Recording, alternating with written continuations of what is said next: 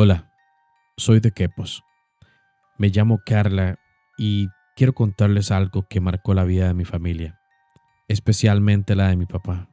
Esta historia sucedió cuando yo era una bebé, pero me la han contado tantas veces que ya quedó en mi memoria como si yo la hubiera vivido también. Si escuchas a la Llorona, no la busques, porque si la buscas, ella también te va a buscar.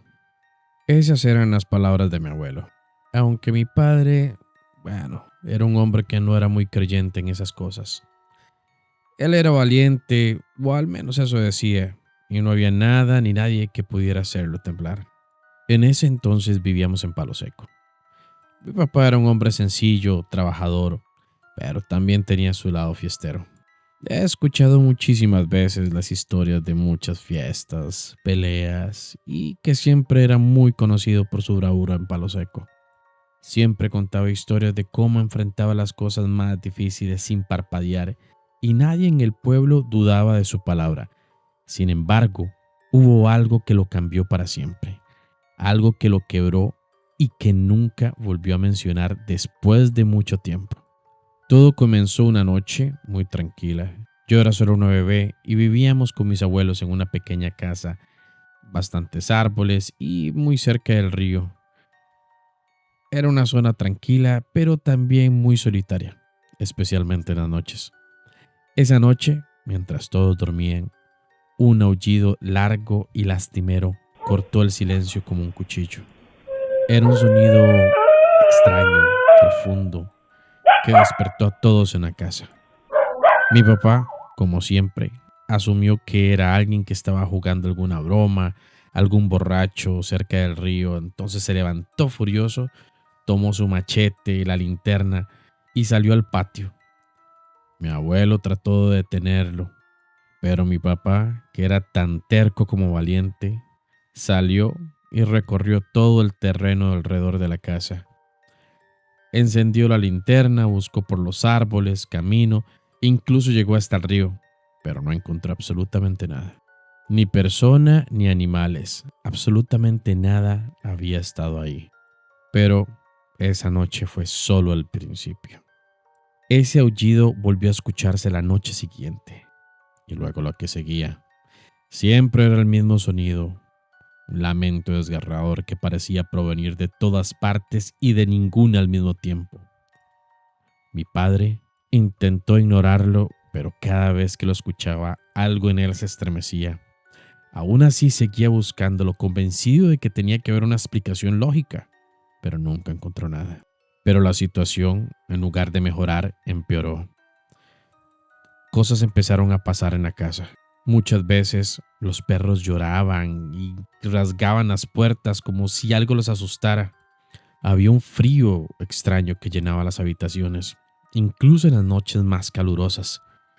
Y en más de una ocasión, mi mamá dijo que sentía a alguien que la estaba observando, aunque no había nadie. Una noche, el aullido sonó bastante fuerte, bastante cerca, pero luego se fue alejando un poco más y un poco más. Mi abuelita se puso a rezar el rosario y le dijo algo a mi papá, que si la Llorona se escucha lejos, es que anda cerca. Entonces obligó a que toda la familia se pusieran a rezar con ella. Tiempo después dejó de sonar el aullido, pero eso marcó a mi papá. Recogimos lo poco que teníamos y nos fuimos a vivir a Damas. Mi papá pensó que eso pondría fin a todo, pero estábamos equivocados. Ese maldito aullido nos siguió. Una de las noches más aterradoras fue cuando mi papá salió al patio de la nueva casa porque escuchó algo. Se escuchó algo moviéndose entre los arbustos. Esta vez fue sin linterna, solo con el machete. Pero según mi mamá, lo escuchó gritar y cuando salió a buscarlo, solo lo encontró sudando, sentado, rezando y completamente pálido, las manos temblorosas. Él nunca le quiso contar lo que vio, pero desde aquel día no volvió a salir en las noches a hacer eso. La situación llegó a un punto crítico. Mi papá, un hombre que nunca había puesto un pie en una iglesia, fue a buscar al sacerdote del pueblo. se confesó, le contó todo lo que había pasado, del aullido cuando pasaba en Palo Seco y que lo siguió hasta ahorita en Damas, las cosas extrañas que ocurrían aún en la casa. El sacerdote le dijo que lo que estaba enfrentando no lo podía resolver solo. Al día siguiente, el sacerdote fue a la casa, roció agua bendita por cada rincón de la casa, afuera, en el terreno, en los matorrales, por las camas, por todo lado. Luego comenzó a rezar con un librito que tenía. Mi madre cuenta que durante el rezo, el aire se volvió más pesado y que llegó un olor extraño, como a flores podridas. Eso llenó todo el lugar. Pero por fin, después de esa noche, nunca más volvimos a escuchar ese aullido. Las noches se volvieron más tranquilas y poco a poco las cosas volvieron a la normalidad. Mi padre no hablaba muy frecuente de eso al principio. Algo dentro de él cambió para siempre, como si hubiera visto algo que lo lastimó de por vida. Mi padre se volvió asiduo de la iglesia. Hace solo unos años, mi abuelo me volvió a contar esa historia y al final me dijo lo que siempre le decía a mi papá.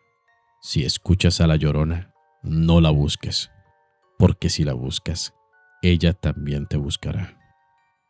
No sé si lo que atormentó a mi papá era realmente la Llorona, pero estoy segura de que eso realmente lo marcó. Yo era muy niña y no recuerdo absolutamente nada de esto.